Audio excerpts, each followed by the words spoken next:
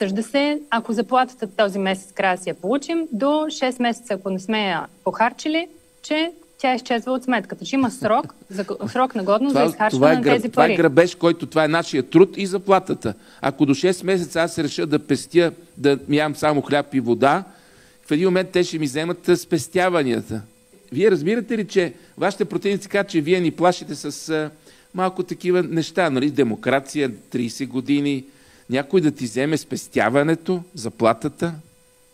Това директно се обсъжда в момента. От не кого? Само от Европейската комисия и от Европейския парламент. Не само възможно вземане на спестяванията, като имаш ограничен брой месеци, дни да си използваш парите, но и използване на спестявания, които в момента хората разполагат тях в пенсионни фондове, в инвестиционни фондове, да са насочвани към определени проекти, да са насочвани към проекти на военната индустрия. Това също се обсъжда, да може парите на хората не те да разполагат с тях, а бюрокрацията в Брюксел да решава как те да бъдат използвани.